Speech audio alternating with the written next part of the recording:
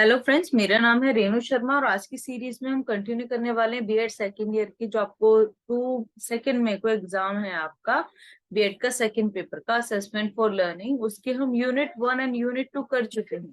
तो आज की सेशन में हम यूनिट 3 के कुछ क्वेश्चंस करने का ट्राई करेंगे, क्योंकि यूनिट 3 बहुत वाइड है संजय की बुक में। हम देखते हैं मैक्सिमम कितना हो सकता है, नहीं तो वीडियो की लेंथ बहुत लंबी हो जाती है। ओके, चलो स्टार्ट करते हैं। आई होप आपकी प्रिपरेशन बहुत अच्छी चल रही होगी। तो फर्स्ट क्वेश्चन है कि वृद्धि कार्य करने की एक विधि है, ये कथन किसका है? तो ये कथन किसका है? ये कथन है आपका वुडवर्थ का। आप इसे ऐसे याद कर सकते हो, कोई भी चीज आपके लिए वर्दी कब होती है, वर्दी मतलब इंपोर्टेंट कब होती है? जब आपके अंदर मतलब बुद्धि है, इंटेलिजेंस है, तो भी तो वो कोई चीज अच्छी है ना, वुडवर्थ। ऐसे याद रखना। तो बुद्धि कार्य करने की एक विधि है, ठीक है। कब? जब उसे आप वर्थफुली यूज करते हो। तो वुडवर्थ इसका आंसर आ जाएगा। नेक्स्ट देख लेते हैं कि बुद्धि पहचानने तथा सीखने की शक्ति, ये किसने बोला? ये बोला है गाल्टन ने। ठीक है, बुद्धि पहचानने तथा सीखने की शक्ति है। देखो, बुद्धि को पहचानना और सीखना, किसी भी चीज को हम पहचानना और सीख कब पाते हैं? जब हमको क्या पड़ता है, गालियां भी पड़े और डांट भी पड़े। टन टन, एक टन बहुत सारे को बोलते हैं, राइट, उसको।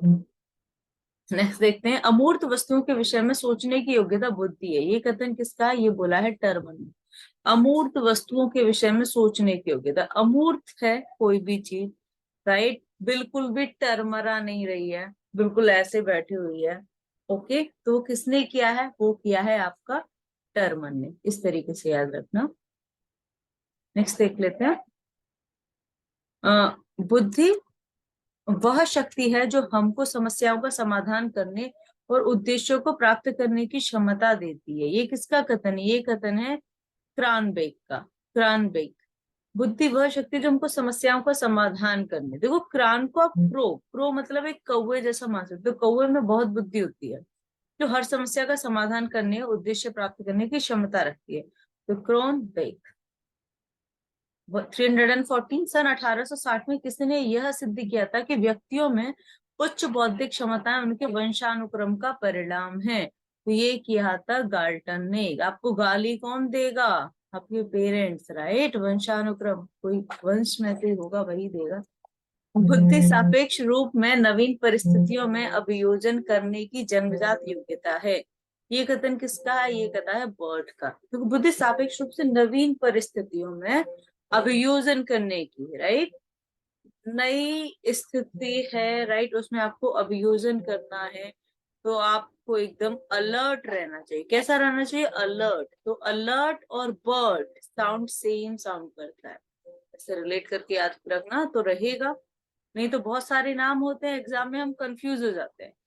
इस तरीके से याद रखो कि 100% नहीं होगा।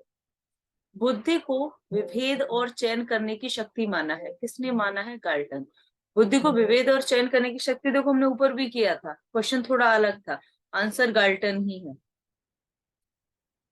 317, बुद्धि व्यक्ति की एक समग्र अथवा संपूर्ण मानसिक योग्यता है, ये किसने बोला है? ये बोला है स्टर्न ने। ठीक है, व्यक्ति की समग्र और संपूर्ण मानसिक योग्यता, देखो समग्र है और संपूर्ण है, और ये है स्टर्न। स्टर्न, ओके, एकदम स्टर्न हो जाइए आप। तो स्टर्न में भी स आ रहा है, समग्र और संपूर्ण में भी स आ रहा है। बुद्धि उचित प्रकार से सोचने, सही निर्णय लेने और आत्म समालोचन करने की क्षमता है, ये कथन किसका है? बिने का। क्योंकि बिना आप किसी उचित प्रकार के सोचे सही निर्णय लेना और आत्म समालोचन करने की क्षमता नहीं रख सकते हो, है ना। बिना बुद्धि के ये सब पॉसिबल नहीं है। ये बिने ने बोला है, ऐसे याद रखना। 319, ये कथन किसका है? कि बुद्धि सामवर्धिक चिंतन है, ये स्पीयरमैन का। बुद्धि सामवर्धिक चिंतन, देखो बुद्धि सामवर्धिक चिंतन है, कोई भी चिंतन कब कैसे करे? कोई जैसे मान लो कि स्पीयरमैन है, like means he is like a young man और जेंटलमैन, तो वो क्या कर सकता है? वो कोई भी चिंतन कर सकता है। तो स्पीयरमैन, ऐसे याद रखना। ज्ञान अर्जन करने की क्षमता है बुद्धि, बुद्धि इसका आंसर आ जाएगा।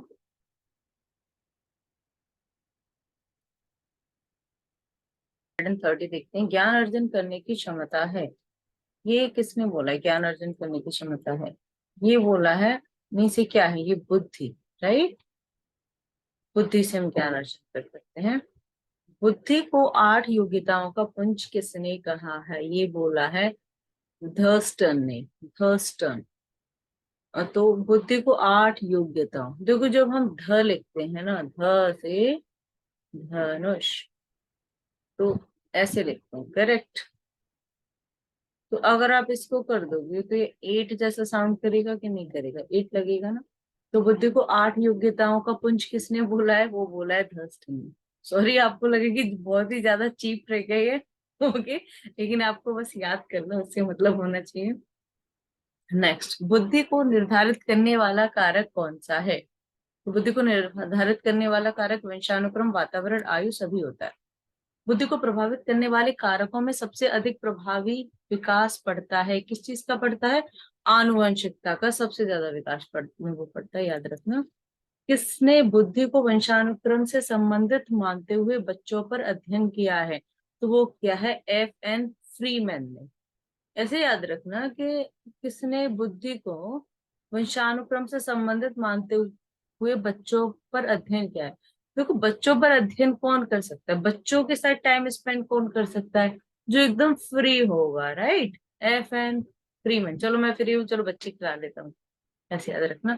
किसने कहा है यम जैक बच्चों में काफी सीमा तक समानता पाई जाती है? तो वो बोला है अनोल्ड गैसेल ने, अनोल्ड गैसेल। क्योंकि इसका नाम ही थोड़ा डिफरेंट सा है। यम जैक बच्चों में काफी सीमा तक समानता पाई जाती है, यम जैक, राइट। अनोल्ड गैसेल, नाम डिफरेंट डिफरेंट है, आप ऐसे याद कर सकते हो। नेक्स्ट है बुद्धि एवं प्रजातिगत भेदों का अध्ययन किसने किया? तो वो किया था बंगिम, पोर्ट्स और विल्लो एवं जेंकन, सभी ने किया था। क्वेश्चन नंबर 337, स्पीयरमैन के अनुसार बुद्धि का कौन सा कारक वंशानुगत नहीं होता है? यह वातावरण द्वारा अर्जित कारक है। परीक्षण एवं वातावरण का इन पर प्रभाव पड़ता है। वो क्या पड़ता है? एस कारक, एस कारक। स्पीयरमैन के अनुसार है तो एस याद रखना है, एस से स्टार्ट होता है स्पीयरमैन, ओके, एस कारक। बुद्धि का स्रोत है, बुद्धि का स्रोत क्या है? और ये दोबारा हो रहा है, अनुवांशिक अधिगम का परिमाण, स्व तथा वातावरण अंतःक्रिया।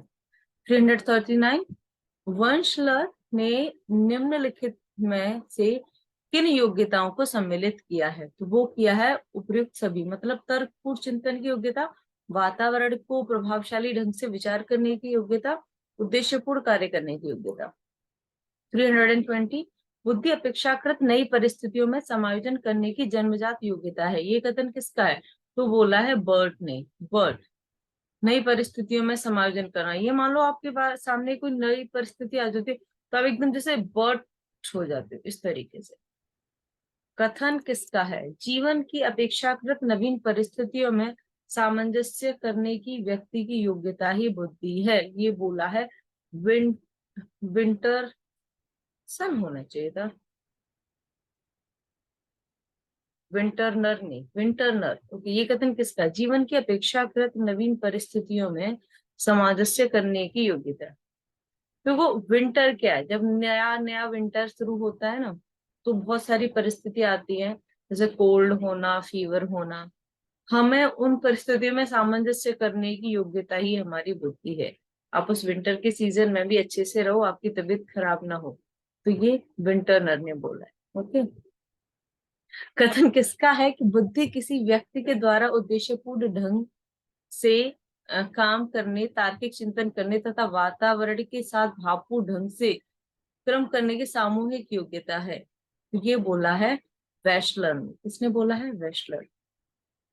कथन किसका है? बुद्धि अतीत अनुभवों के आधार पर जन्मजात प्रवृत्ति को सुधारने की योग्यता है। तो वो बोला है मैकडूगल ने। मैकडूगल देखो गूगल जैसा लगता है मुझे तो, है ना। बुद्धि अतीत के अनुभवों के आधार पर जन्मजात प्रवृत्ति, तो गूगल पे आप अतीत देख लो, अपना जन्मजात देख लो, किसी चीज को कैसे इम्प्रूव करना है, सब कुछ देख सकते हो। किस पे? मैकडूगल, मतलब गूगल। बुद्धि सीखने की योग्यता किसने कहा है? ये कथा है आपका बंकिंघम ने।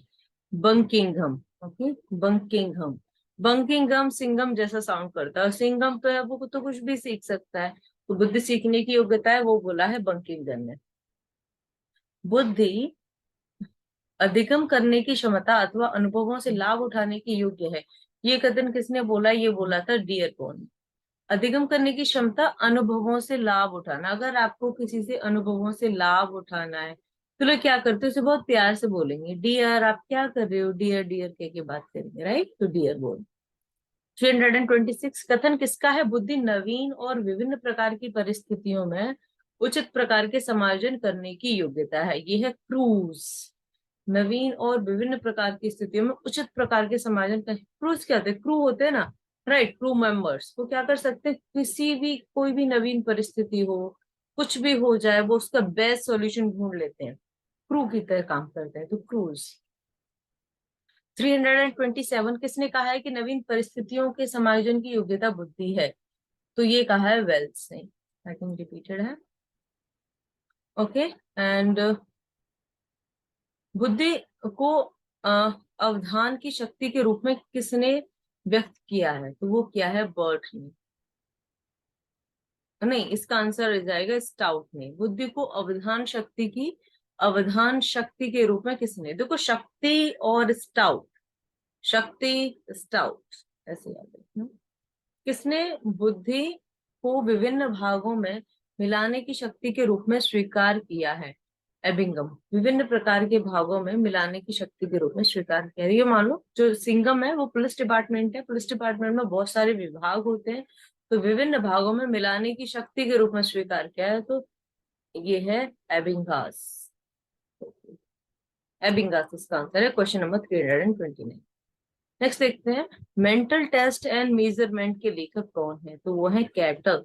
देखो, मेंटल टेस्ट और मेंटल मैन, जो ज्यादा मेंटली वर्क करता है वो कैसा हो जाता है? टकला हो जाता है। देखो, कैटल के अगर शब्दों को थोड़ा घुमा फिरा दोगे तो उसे टकला बन जाएगा, टकला, राइट।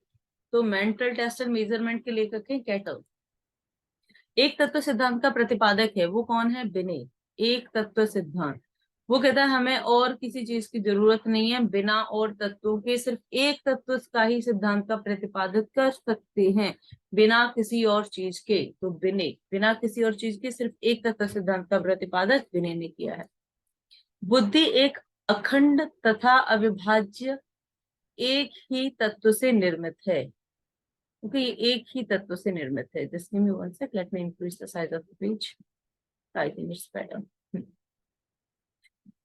हम्म तो एक तत्व सिद्धांत का प्रतिपादक है तो बिने, ये मैंने आपको बता दिया। बुद्धि एक अखंड तथा अविभाज्य एक ही तत्व से निर्मित है, अल्फ्रेड बिने। बुद्धि एक अखंड तथा अविभाज्य एक ही, क्योंकि वो तो सिर्फ एक सिद्धांत बोल रहा था, तो सिर्फ बिने, राइट।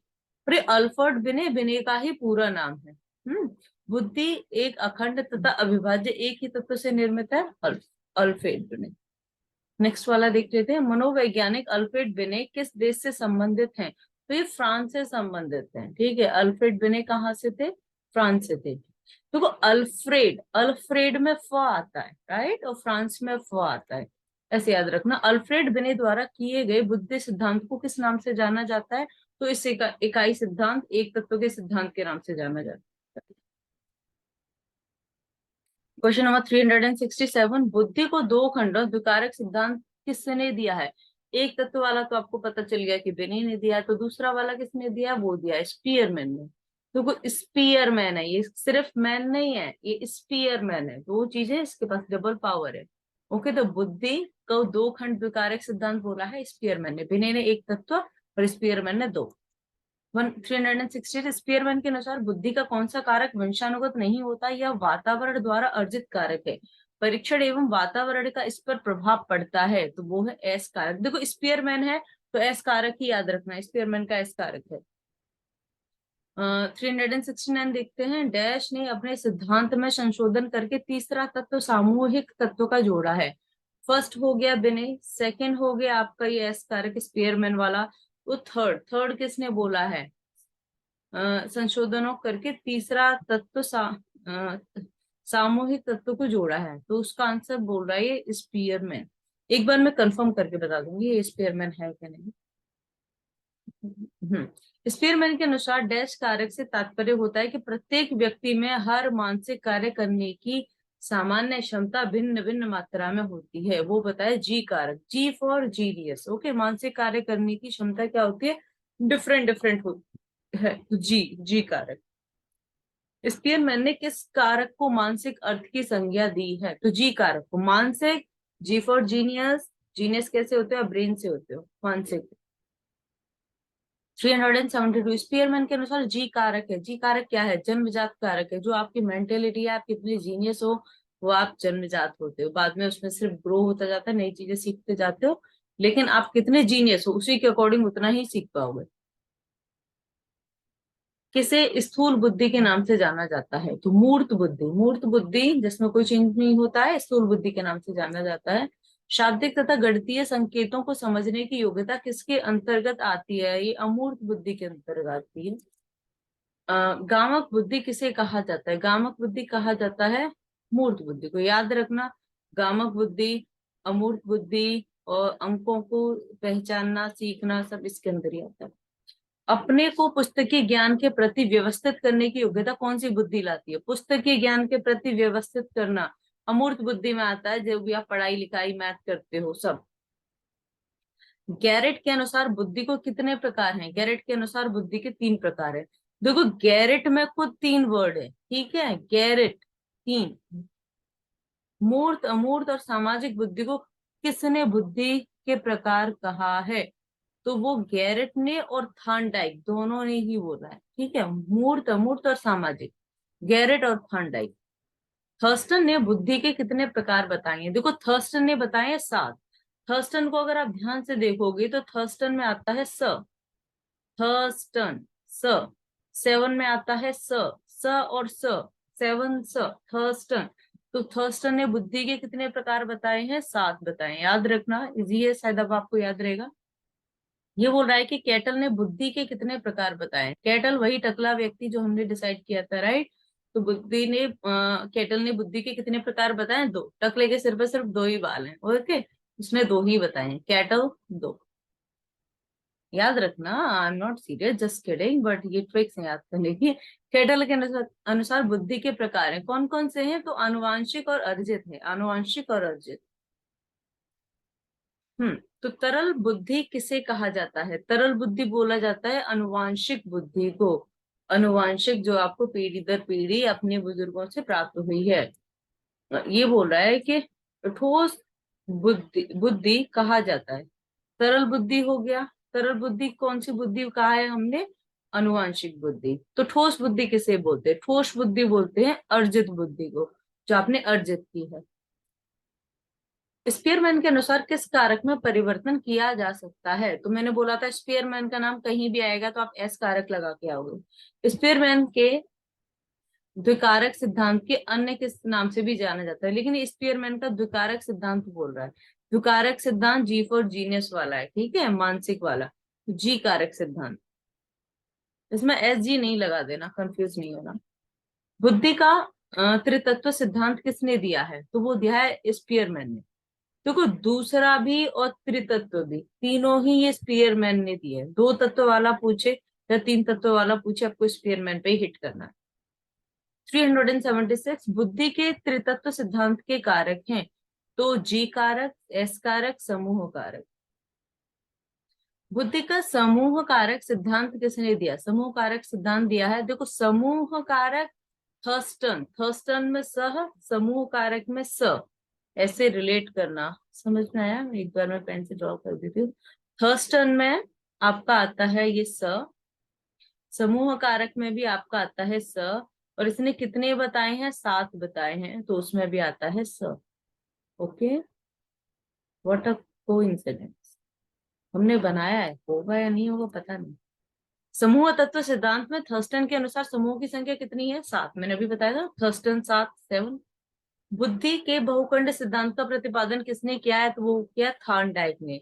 बुद्धि के बहुखंड सिद्धांत, देखो डाइक, डाइक लगाना, डाइविंग करना, स्विमिंग करना, ठीक है, बहुत अंदर जाके। बहुखंड कितने खंड है, 7 खंड है ना, ठीक है। तो बुद्धि के बहुखंड सिद्धांत का प्रतिपादन किसने किया, थार्नडाइक ने किया। बहुत सारे खंड हैं, 7 खंड हैं, सब में डाइक लगानी है आपको, थॉर्नडाइक। किसने बुद्धि को विभिन्न कारकों का मिश्रण माना है जिसमें कई योग्यताएं निहित होती हैं? तो थॉर्नडाइक, कई योग्यताएं निहित होती हैं, बहुखंड सिद्धांत है, राइट। थॉर्नडाइक पे आ जाना आप डायरेक्टली, कारणों का मिश्रण बोले, कुछ भी बोले तो थॉर्नडाइक। किसने बुद्धि की तुलना बालू के टीले से की है तथा उन्होंने इसमें आकृति, आकार, लंबाई, चौड़ाई आदि गुणों का समावेश किया है? Very important question. तो वो भी थॉर्नडाइक ही है, ठीक है। आपने डाइक लगा के आप अंदर गए डाइविंग करके, और आपने वहां समुद्र में, देखो बालू तो रहती है ना साइड में, आपने मिट्टी का टीला बनाया और उसे आकृति दी, लंबाई चौड़ाई दिया, राइट, सब कुछ दिया, और आपने इसकी तुलना किससे की? बुद्धि से। कैसे की? टाइप करके, थॉर्नडाइक। किस सिद्धांत को परमाणुवादी सिद्धांत भी कहा जाता है? तो वो कहा जाता है बहुतत्व सिद्धांत को। बहुतत्व। परमाणु बम कहाँ फोड़ोगे? जहाँ बहुत सारे लोग होंगे ना, तो सब फोड़ना नहीं चाहिए, लेकिन वो जैसे कि अगर आपको लीव दैट। बालू का सिद्धांत बुद्धि के किस सिद्धांत को कहा जाता है? बालू का सिद्धांत कहा जाता है बहुकारक सिद्धांत। बहुकारक सिद्धांत किसने दिया है? थॉर्नडाइक ने दिया है, ठीक है। बुद्धि का त्रिविमयी सिद्धांत किसने दिया? त्रिविमयी सिद्धांत हमने याद किया। ओके, बुद्धि का त्रिविमयी सिद्धांत गिलफोर्ड, यही मेरे को कंफ्यूजन था। बुद्धि का त्रिविमयी सिद्धांत है वो गिलफोर्ड का ही है, यही करना, ठीक है, मुझे अब याद आ गया। त्रिविमयी सिद्धांत गिलफोर्ड का ही है। बिने का एक वाला था, एक तत्व वाला था। गिलफोर्ड के त्रियामी सिद्धांत में निम्नलिखित में से कौन सा कारक नहीं आता है? तो वो नहीं आता है प्रोत्साहन। विषय वस्तु आता है, संक्रिया आता है, उत्पादन आता है। गिलफोर्ड के अनुसार प्रणाली बुद्धि के किस संप्रत्यय से संबंधित है? तो वो संबंधित है उत्पाद से। गिलफोर्ड के अनुसार कुल मिलाकर बुद्धि में कितने तत्व होते हैं? तो वो होते हैं 6 × 5 × 6, 180। याद रख लेना, स्टार्टिंग में 6 है, लास्ट में 6 है, और बीच में 5 है, ओके। गिलफोर्ड के अनुसार कुल मिलाकर बुद्धि के तत्व कितने हैं? 180। 180 देखो यहाँ पे दो ऑप्शन में है, लेकिन स्टार्टिंग में 6, लास्ट में 6। तो इस कर देते हैं। किस सिद्धांत को बुद्धि संरचना मॉडल के नाम से भी जाना जाता है? तो बुद्धि संरचना मॉडल त्रियामी सिद्धांत को ही जाना जाता है। संज्ञान किस बुद्धि के सिद्धांत का हिस्सा है? तो वो है त्रिआयामी सिद्धांत। संज्ञान, ओके, बुद्धि की संरचना मॉडल, त्रिआयामी सिद्धांत, संज्ञा, ये सारी किस में आता है? संज्ञान। संज्ञान वाला भी त्रिआयामी में आता है। गिलफोर्ड के सिद्धांत को किन नामों से जाना जाता है? देखो आ गया, वही मैं आपको बता रही थी कि त्रिविमीय सिद्धांत, त्रिआयामी सिद्धांत और त्रियामी सिद्धांत, ठीक है, मतलब 3 आना चाहिए। तो वो किसका होगा? गिलफोर्ड का होगा। घनाकार पोस्ट मॉडल के नाम से किस बुद्धि सिद्धांत को जाना जाता है? ओके, गिलफोर्ड आप ऐसे याद कर सकते हो, जैसे फोर्ट होता है ना, किला होता है, जैसे मान लो एक ही किला है यहाँ पे, और किले के ऊपर एक ट्राइंगल जैसा हम बना देते हैं ना, इस तरीके से, और उसको सुरक्षित रखने के लिए, है ना। और ट्राइंगल में कितने होते हैं? 3 होते हैं ना, 3 साइड्स होती है ना, 1 2 3, 3 जैसा दे। ओके, तो गिलफोर्ड के सिद्धांत में देखो, हमने ये किला बनाएंगे, फोर्ट बनाएंगे, तो ऐसे ट्राइंगल रखेंगे ऊपर, उसमें 3 साइड होती है, तो त्रिआयामी सिद्धांत हो जाएगा। घनाकार पोस्ट मॉडल के नाम से किस बुद्धि सिद्धांत को जाना जाता है? तो थर्स्टन का जो समूह तत्व का सिद्धांत है ना, उसे घनाकार पोस्ट मॉडल के नाम से जाना जाता है। देखो, घनाकार है और पोस्ट वाला मॉडल है, तो घन बहुत सारा, ऐसे वाले बहुत सारी भीड़ है वहां पे, तो थर्स्टन का समूह सिद्धांत। 392, गिलफोर्ड ने सिद्धांत में संक्रिया के आधार पर मानसिक क्षमताओं को किन भागों में बांटा है? गिलफोर्ड की बात हो रही है, तो गिलफोर्ड ने 5 भागों में बांटा है, थर्स्टन ने 7 भागों में बांटा है। गिलफोर्ड, ठीक है, गिलफोर्ड। गिलफोर्ड ने सिद्धांत को संक्रिया, ओके, मैं आपको याद करा देती हूँ। देखो लास्ट में ड आ रहा है ना, ड हम कैसे लिखते हैं? अब ड लिखोगे ऐसे लिखते हो ना, तो ड में 5 छुपा रहता है कि नहीं रहता है? छुपा रहता है ना। तो गिलफोर्ड ने कितने भागों में बांटा है? 5 भागों में। नेक्स्ट वाला देखते हैं। गिलफोर्ड के सिद्धांत में विषय वस्तु को कितने भागों में बांटा है? 5 भागों में। रिपीट हो गया क्या? गिलफोर्ड में बुद्धि सिद्धांत के उत्पादन को कितने भागों में बांटा है? ये बुद्धि सिद्धांत गिलफोर्ड के कि बुद्धि सिद्धांत में उत्पादन की बात कर रहा है। ये विषय देखो देखो, थोड़ा सा डिफरेंस समझ लो कि कंफ्यूजन ना हो। कि गिलफोर्ड ने सिद्धांत के संक्रिय के आधार पर ये मानसिक क्षमताओं की बात कर रहा है। तो गिलफोर्ड ने संक्रिय के आधार पर मानसिक क्षमताओं में बांटा है 5 में, और विषय वस्तु में गिलफोर्ड ने सिद्धांत को विषय वस्तु में भी बांटा है 5 में। ठीक है। और बात आ जाती है आपके उत्पादन पर। बुद्धि सिद्धांत के उत्पादन को बांटा है 6 में, क्योंकि उसमें बुद्धि आ गई ना। बुद्धि आ गई तो एक और बढ़ गया। बुद्धि सिद्धांत का उत्पादन कर दिया।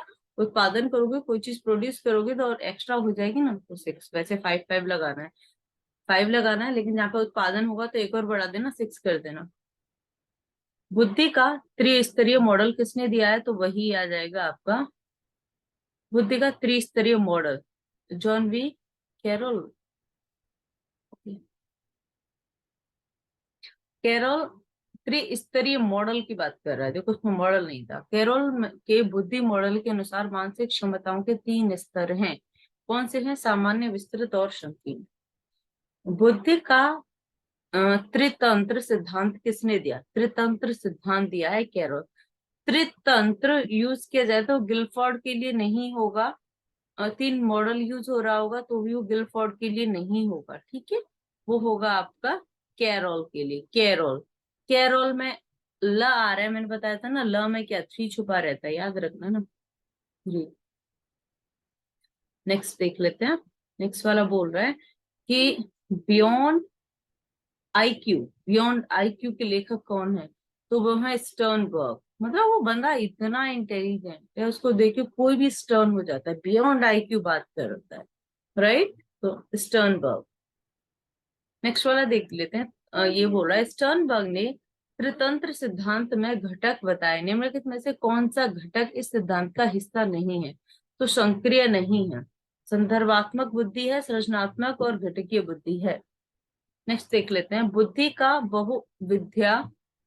बहुविधि सिद्धांत किसने दिया है? तो वो दिया है गार्डनर ने। बुद्धि का बहुविधि सिद्धांत, बुद्धि को बहुबुद्धि, अगर आपको किसी चीज को बहुत ज्यादा बनाना है तो क्या करो, उसकी खेती कर लो। गेहूं का एक दाना बो, बहुत सारे हो जाते हैं। ठीक है। एक बुद्धि से बहुबुद्धि बनाना है तो क्या हो जाएगा हमारा? गार्डनर। गार्डनर से कराएंगे, उसको खेती आती है। 401। बुद्धि का कौन सा प्रकार गार्डनर के बहुविधि सिद्धांत से संबंधित नहीं है? तो संवेगात्मक बुद्धि वाला नहीं है। ये बोला है कि प्रकृतिवादी बुद्धि का संप्रत्यय किसने दिया है? प्रकृतिवादी का पूछ रहा है तो गार्डनर, क्योंकि गार्डनर जो होता है वो क्या होता है? वो प्रकृति से रिलेटेड रहता है ना, नेचर से रिलेटेड रहेगा। तो प्रकृतिवादी का सिद्धांत का संप्रत्यय किसने दिया है? गार्डनर ने दिया है। इजी है, याद रहेगा आपको। हार्वर्ड गार्डनर के बहुबुद्धि सिद्धांत में बताया गया है, क्या बताया गया है? कि शिक्षक को चाहिए कि किसी विषय वस्तु को वैकल्पिक विधियों से पढ़ाने के लिए बहुविधि की रूपरेखा की तरह ग्रहण करे। मतलब बहुत सारी चीजें वो एक साथ में कर सकता हो, इस तरीके का। गार्डनर ने कितने प्रकार की बुद्धियों का वर्णन किया है? तो गार्डनर ने किया है 8 प्रकार की। ठीक है। गार्डनर, देखो गार्डनर 8, गार्डनर 8 ड, गार्डनर में भी ड आ रहा है और 8 में भी ड आ रहा है, राइट। आप चाहो तो याद कर सकते हो।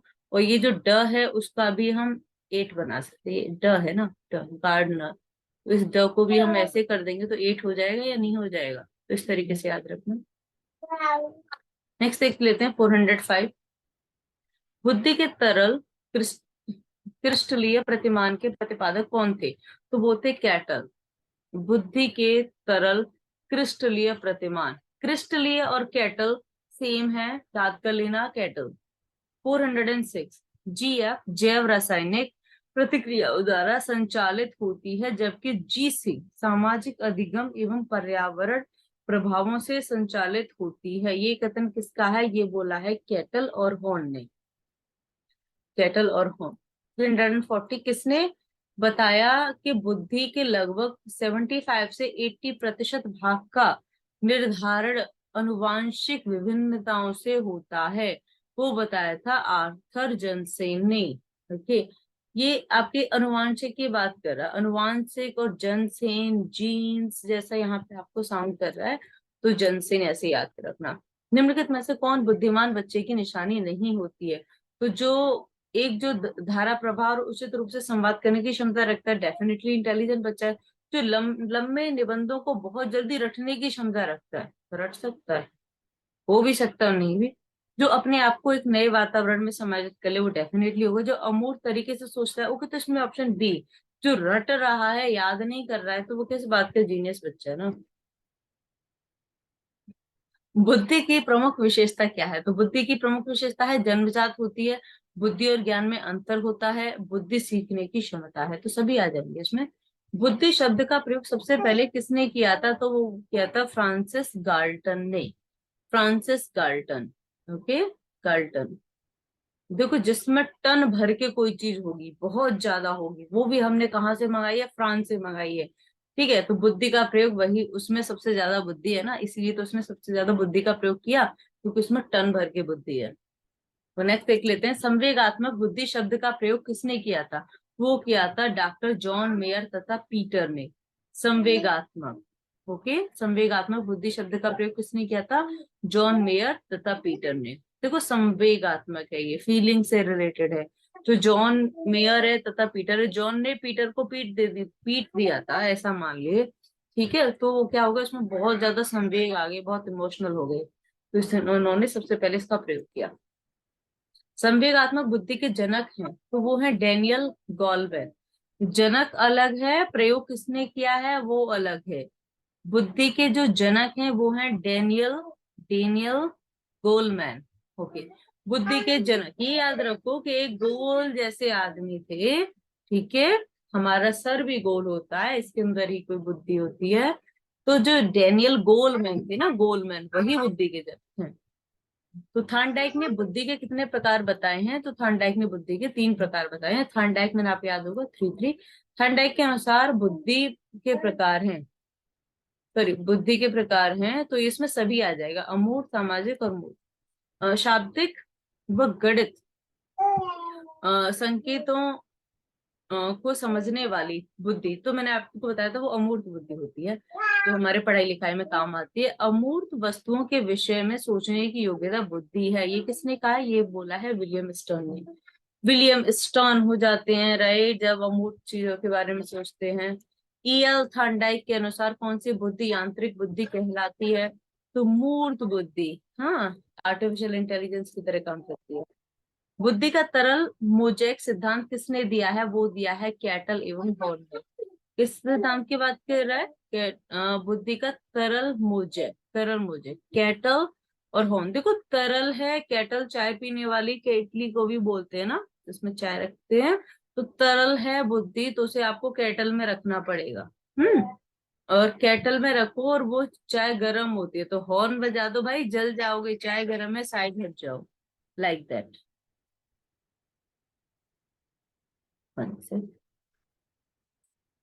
ओके, क्वेश्चन नंबर 408 देख लेते हैं। ये बोल रहा है कि GCFG मॉडल किसे कहा जाता है? तो वो कहा जाता है कैटल के सिद्धांत को। ठीक है, GCFG, ये कैटल में जो हम चाय बनाते हैं ना, उसका नाम है GCFG, ऐसे याद कर लेना। कैटल एवं हॉर्न के सिद्धांत के अनुसार बुद्धि है क्या है? तरल है, इसीलिए तो हम उसे कैटल में रखेंगे। तरल बुद्धि एवं ठोस बुद्धि दोनों, कैटल ठोस है, उसके अंदर जो बुद्धि है वो तरल। 410, बुद्धि के निर्माण में दीर्घकालीन स्मृति की भूमिका अधिक होती है, तो वो होती है ठोस बुद्धि में। 411, लघुकालीन स्मृतियों या कार्यरत स्मृति के प्रभावी ढंग से कार्य करने पर निर्भर करता है, तरल बुद्धि में। बुद्धि के पदानुक्रमिक सिद्धांत को दिया है, किसने दिया है? बर्ट एवं वर्नर ने, पदानुक्रम सिद्धांत। ठीक है, बर्नर और बर्ट, बुद्धि के पदानुक्रमिक सिद्धांत याद कर लेना, बर्ट ने दिया है और बर्नर ने। बर्नर मतलब याद करना, एक पद में नहीं चलोगे ना, एक क्रम में नहीं चलोगे, तो आपको बर्न कर देंगे, बर्न कर देंगे मतलब जला देंगे। ध्यान से चलो, बर्ट मत हो। पदानुक्रमिक सिद्धांत के अनुसार वी एड का क्या अर्थ है? वी एड का अर्थ है वर्बल एंड एजुकेशनल। 414 देख लेते हैं, पदानुक्रमिक सिद्धांत में बुद्धि की तुलना किससे की गई है? तो वो की गई है पिरामिड से। पदानुक्रमिक सिद्धांत में पिरामिड, पहला, दूसरा, तीसरा, इस तरीके से। पदानुक्रमिक सिद्धांत में पदानुक्रमिक के सबसे ऊपरी सतह पर किसे रखा गया है, तो वो रखा गया स्पीयरमैन के जीनियस सिद्धांत को, जी कारक सिद्धांत को। व्यक्ति का प्रत्येक कार्य निश्चित योग्यताओं का प्रतिदर्श होता है। किसी भी विशेष कार्य को करने में व्यक्ति अपनी समस्त मानसिक योग्यताओं में से कुछ का प्रतिदर्श के रूप में चुनाव कर लेता है। ये किसने बोला है, ये बोला है थॉमसन ने। ये बोला है कि व्यक्ति का प्रत्येक कार्य निश्चित योग्यताओं का प्रतिदर्श होता है। जो आपकी योग्यताएं उनका ही तो प्रतिदर्श होगा, और विशेष कार्य में व्यक्ति अपनी समस्त मानसिक योग्यताओं को लगा देता है। तो थॉमसन, ये ऐसे याद कर लो, थॉम, मिस्टर थॉम है उनका बेटा है थॉमसन। वो क्या है, बहुत अच्छा है, बहुत योग्य है, किसी भी कार्य में अपनी समस्त मानसिक योग्यताओं को लगा देता है प्रतिदर्श करने में। ओके, वो किसने किया है, थॉमसन ने। बुद्धि का विचलन बुद्धि सिद्धांत किसने दिया, तो वो दिया है वेशलर ने। वेशलर, बुद्धि का विचलन, देखो विचलन हो जाना बुद्धि, ठीक है। और विचलन में और वेशलर में दोनों में व आ रहा है, वेशलर विचलन। तो क्वेश्चन नंबर 419 को देख लेते हैं। 419 में क्या बोला है कि बहुमानसिक योग्यता का सिद्धांत किसने दिया है, तो बहुमानसिक योग्यता का सिद्धांत दिया है केली ने। सॉरी, स्पेस की जो क्लियरिटी है थोड़ा ज्यादा अच्छी नहीं है। बुद्धि का आप मुझे ध्यान से सुने, ठीक है। बुद्धि का योग्यता का सिद्धांत दिया है कैली ने। ये याद रखिए कि बुद्धि में योग्यता कब बढ़ती है, जब आप कैली खाते हो। कैली क्या है, केला होता है बड़ा, केले से छोटी होती है कैली। बुद्धि का क तथा ख का सिद्धांत किसने दिया है, तो वो दिया है आपका हैब ने। हैब, हैब है, उसका नाम ही बेचारे का अच्छा सा नहीं है, उसे क ख भी सीख रहा है मिस्टर हैब। ओके, तो हैब क ख का सिद्धांत किसने दिया है, हैब ने। तो प्रतिदर्श सिद्धांत को और किस नाम से जाना जाता है, तो नमूना सिद्धांत से जाना जाता है प्रतिदर्श। बुद्धि को मापने के लिए बुद्धि लब्धि का पूर्ण रूप किसने दिया, तो पूर्ण रूप दिया है टर्मन ने। बुद्धि को मापने के लिए बुद्धि लब्धि, देखो बुद्धि लब्धि जो होगा ना वो टर्मन से ही रिलेटेड है, और लास्ट ईयर भी एग्जाम में आया था टर्मन वाला। तो बुद्धि को मापने के लिए बुद्धि लब्धि का प्रयोग किसने किया है, वो किया है टर्मन ने, ठीक है। उसने क्यों किया है, चलो ऐसे याद कर लेते हैं। जो बच्चा था ना उसके अंदर तो क्या करता था, हमेशा अपने मन की करता था, ठीक है। जो बच्चा अपने मन की करता है तो उसे बोल देते क्या तुम्हें बुद्धि नहीं है क्या। उसने सोचा अच्छा मेरे में कितनी बुद्धि है, इसे मैं नाप के देखता हूँ, है ना। तो बुद्धि लब्धि का जो नापने का जो परिमाण है, ठीक है, वो किसने स्टार्ट किया, टर्मन ने। बुद्धि लब्धि का मतलब होता है आईक्यू। तो आईक्यू को कैसे मापा जाता है, तो आपकी जो मेंटल है मानसिक आयु और जो रियल आयु है उससे उसके डिवाइड करेंगे और 100 से मल्टीप्लाई करेंगे। तो फर्स्ट वाला ए वाला ठीक है इसका आंसर। बुद्धि लब्धि ज्ञात करने का सर्वप्रथम सूत्र किस वैज्ञानिक ने दिया था, तो सबसे पहले किसने दिया था, देखो मापने का सूत्र किसने दिया था वो बात ठीक है, लेकिन सबसे पहले दिया था स्टर्न ने, ठीक है। स्टर्न क्या था, बहुत स्मार्ट बॉय था, इतना था कि ऐसे एकदम इंटेलिजेंट वाला, तो स्टर्न हो जाता था। स्टर्न ने सबसे पहले दिया। तो बुद्धि का विकास पूर्ण हो जाता है, कब हो जाता है बुद्धि का विकास, 14 से 16 वर्ष के बीच में। आप जितने इंटेलिजेंट होने हो तब तक हो जाते हो। टर्मन के अनुसार 110 से 120 बुद्धि लब्धि के बीच आने वाले बच्चे किस श्रेणी में आते हैं, तो वो आएंगे श्रेष्ठ श्रेणी में। यदि किसी बालक की शारीरिक आयु 10 वर्ष तथा मानसिक आयु 13 वर्ष है, ठीक है, तो 13 में डिवाइड कर रहे हैं हम 10 का, मल्टीप्लाई कर रहे हैं फिर 100 से, तो 10, तो आपको निकालना है कि उसकी जो बुद्धि लब्धि है वो क्या होगी, तो वो आ जाएगी 130। समझ में आया कैसे किया हमने। हमने 10 ऊपर लिखा, नीचे 13 लिखा, ऊपर 13 लिखा, तो नीचे 10 लिखा, फिर इधर से 10 से 10 को काटेंगे 100, फिर 100 का 10 से 13 का मल्टीप्लाई करेंगे तो 130 हो जाएगा। यदि एक बालक की वास्तविक आयु 16 वर्ष है तथा उसकी मानसिक आयु 20 वर्ष है, तो उसकी बुद्धि लब्धि क्या होगी, तो 125 आ जाएगी अगर आप सॉल्व करोगे तो। 25 से 46 बुद्धि लब्धि बालक की श्रेणी के अंतर्गत आता है। 25 से 46 है, 140 होनी चाहिए मैक्सिमम। ओके, ये 25 से 46 है, बहुत कम है, तो मूर्ख बालक है ये। अति प्रतिभावान बालकों का बुद्धि लब्धि कितना माना जाता है? 140 और 169 के मध्य। 140 से प्लस होता है तो उसे प्रतिभावान बालक कहा जाता है। टर्मन के अनुसार प्रतिभाशाली व्यक्ति की बुद्धि लब्धि कितने से अधिक होती है? 140 से। 433, यदि किसी बालक की शारीरिक आयु 18 वर्ष, मानसिक आयु 12 वर्ष है तो उसकी बुद्धि लब्धि क्या है? देखो, शारीरिक आयु ज्यादा है, मानसिक आयु कम है, ठीक है, तो स्मार्ट बच्चा नहीं है वो इतना, तो 120 आ रहा है। जड़ बुद्धि वाले बालकों की बुद्धि लब्धि कितनी होती है? जड़ बुद्धि मतलब नॉन सेंस, आप बोल सकते हो मंद बुद्धि वाला, तो 20 से भी कम होती है, जड़ बुद्धि बहुत ही कम होती है। बुद्धि और ज्ञान का अंतर क्या होता है? बुद्धि और ज्ञान में क्या अंतर है? बुद्धि जन्मजात होती है और ज्ञान को हम अर्जित कर सकते हैं, जैसे हम पढ़ाई करते हैं वो हमारे ज्ञान में आता है।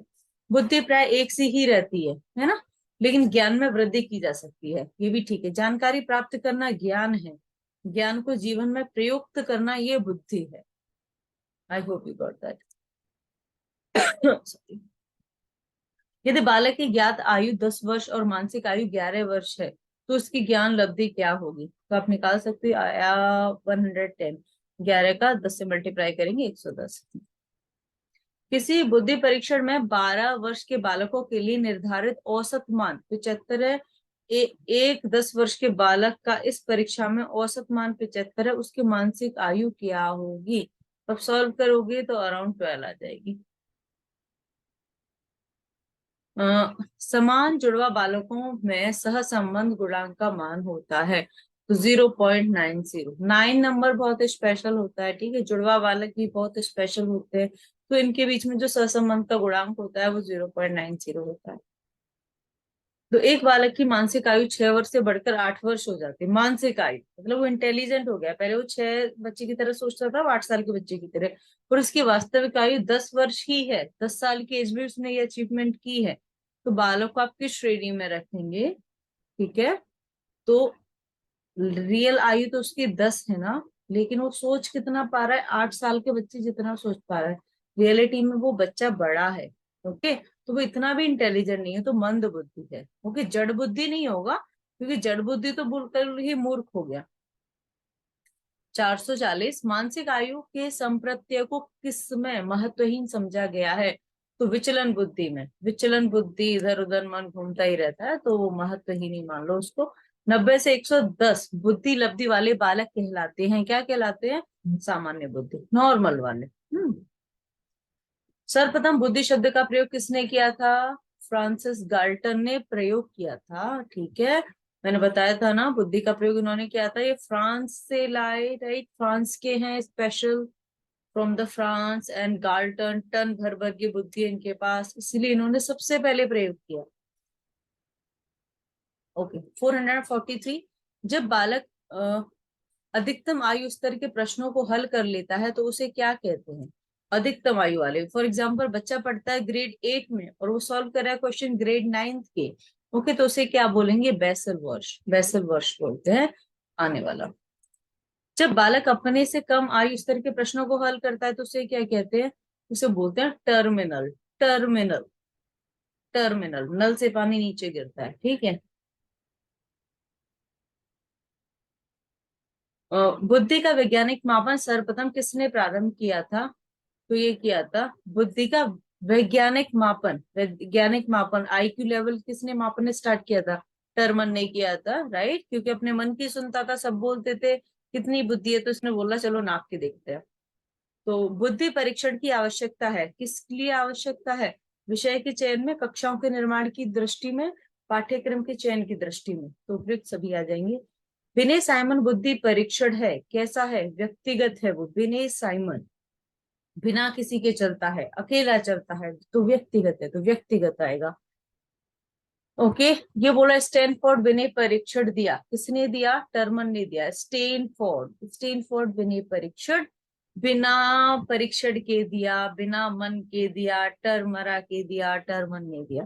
भारत में प्रथम बुद्धि परीक्षण कब हुआ था? वो हुआ था 1922 में, 1922 में। भारत में प्रथम बुद्धि परीक्षण किसने दिया? तो वो किसने दिया था? C.H. राइस ने। राइस को याद कर लीजिए, ये इतने रईस व्यक्ति थे, ये ही अपना भारत में सबसे पहले अपना परीक्षण करा पाए थे। ओके, 451 देख लेते हैं। C.H. राइस के बिना साइमन बुद्धि परीक्षण का भारतीय अनुकूलन किया जाता है, ये परीक्षण का नाम रखा गया। क्या रखा गया? हिंदुस्तानी बिने फॉर्मेंस पॉइंट स्केल। नेक्स्ट देख लेते हैं 452। बुद्धि परीक्षण में मानसिक आयु शब्द बिने ने कब जोड़ा? कब जोड़ा था? 1908 में जोड़ा था। मानसिक आयु, मानसिक आयु कब जोड़ा था? 1908। सबसे पहले मानसिक आयु का विचार किसने दिया था? वो दिया था अल्फ्रेड बिने ने। अल्फ्रेड, अल्फ्रेड विचार दिया था इन्हें, सिर्फ विचार, अल्फ्रेड बिने। भारत में पहला व्यक्तिगत शाब्दिक परीक्षण किसने दिया? तो वो दिया था C.H. राइस। तुमने अभी याद किया था, बहुत रईस थे तो यही करा पाए। ओके, तो क्वेश्चन नंबर 145 को देखते हैं। बिने साइमन बुद्धि स्किल में मानसिक आयु के आधार पर बुद्धि परीक्षण किया जाता है। तो किसमें किया जाता है? ये किया जाता है आपका व्यक्तिक शाब्दिक बुद्धि परीक्षण। आर्मी अल्फा टेस्ट है। आर्मी, क्योंकि आर्मी से रिलेटेड है, तो सामूहिक अशाब्दिक। आर्मी में क्या होता है? ग्रुप में होते हैं लोग और उन्हें बोलने नहीं दिया जाता, जो कर्नल होगा वही बोलेगा बस। आर्मी बीटा परीक्षण है। आर्मी बीटा परीक्षण क्या है? आर्मी बीटा परीक्षण है ये वाला सामूहिक अशाब्दिक परीक्षण। और बुद्धि से संबंधित परीक्षण नहीं है, तो इस शाही डब्बा परीक्षण जो है वो बुद्धि से संबंधित नहीं। WISC किस बुद्धि परीक्षण से संबंधित है? तो वो है वेशलर बुद्धि परीक्षण से। भाटिया बैटरी का प्रयोग किसके मापने में किया जाता है? तो बुद्धि। तो भाटिया साहब है ना, उनमें बहुत बुद्धि है, बैटरी लगा के रखते हैं, इतनी बुद्धि है। ठीक है, बैटरी नहीं, या ये मान लो बुद्धि नहीं है तो बैटरी से काम चलाना पड़ता है। भाटिया बैटरी परीक्षण के निर्माणकर्ता कौन है? तो वो है चंद्रमोहन भाटिया जी। भाटिया बैटरी के परीक्षण में कितने उप परीक्षण है? तो 5। ये मान लो भाटिया जी को कितनी बैटरी लगानी पड़ती है? 5। ठीक है, भाटिया। ओके, स्टैनफोर्ड बिने मापनी द्वारा बुद्धि मापन होता है, तो ये होता है 2 से 33 वर्ष वर्ग में। स्टैनफोर्ड बिने मापनी द्वारा, स्टैनफोर्ड के द्वारा 2 से 33। हिंदुस्तानी बिने परीक्षण तैयार किया गया है, कब किया गया है? वही वाला मैंने आपको बताया, राइस वाला, C.H. राइस। जलोटा ने परीक्षण दिया, कब दिया? सामूहिक बुद्धि परीक्षण दिया था उन्होंने। रेविन का प्रोग्रेसिव मैट्रिक्स किस प्रकार का परीक्षण है? तो वो है अशाब्दिक। रेविन का प्रोग्रेसिव मैट्रिक्स, मैट्रिक्स में होते हैं, मतलब मैट्रिक्स 10th को भी बोलते हैं ना, तो 10th में क्या करते हैं बच्चे? पढ़ाई पे ध्यान देते रहते तो बोलते नहीं। अशाब्दिक परीक्षण। पोर्टियस भूल भुलैया परीक्षण है, ये क्या है? व्यक्तिगत बुद्धि परीक्षण है। स्टैनफोर्ड बिने बुद्धि परीक्षण प्रश्न कितनी आयु के बच्चों के लिए है? तो स्टैनफोर्ड की बात कर रहा है तो 3 से 8। देखो आप ऐसे याद रख सकते हो। तो स्टैनफोर्ड है, अगर आप उसको लिखोगे तो स्टार्टिंग में स लिखोगे, राइट? स्टैनफोर्ड, और लास्ट में ड लिखोगे, तो ड 8 जैसा है, और स्टैनफोर्ड, राइट? ये वैसे 2 से 8 होना चाहिए, क्योंकि 2 से 8 नहीं दिया तो 3 से 8 दिया है, वैसे 2 से 8 भी होता है। ओके, तो 3 से 8 है। तो नेक्स्ट वाला देख लेते हैं हम। पैटर्न ड्राइंग परीक्षण के प्रतिपादक हैं, तो वो हैं डॉक्टर भाटिया। डॉक्टर भाटिया के पास में बैटरी भी है और वो पैटर्न ड्राइंग भी करते हैं। जलोटा टंडन बुद्धि परीक्षण किस विश्वविद्यालय में बनाया गया था? तो वो बनाया गया था काशी हिंद विश्वविद्यालय। जलोटा जी जानते हो ना, जो भजन गाते हैं, तो भजन गाते हैं तो कहाँ जाएंगे? वो काशी ही जाएंगे, दिल्ली लखनऊ इंदौर नहीं जाएंगे। ठीक है, तो काशी हिंद विश्वविद्यालय। तो आई होप आपको ट्रिक्स पसंद आ रही होंगी, और ट्रिक्स की वजह से आपको याद हो रहा होगा। अगर किसी और क्वेश्चन को लेके आपके माइंड में भी कोई ट्रिक है तो आप कमेंट कर सकते हो, या फिर आपको कोई ट्रिक पसंद नहीं आई या पसंद आई तो आप वो भी मुझे लिख के बता सकते हो। और प्लीज चैनल को सब्सक्राइब करना, राइट? आपके लिए वीडियो बनाने के लिए मैं बहुत मेहनत करती हूँ, मैं आपको सपोर्ट कर रही हूँ, आप प्लीज मुझे सपोर्ट कीजिए। Thank you so much and best of luck for your exam. Bye bye.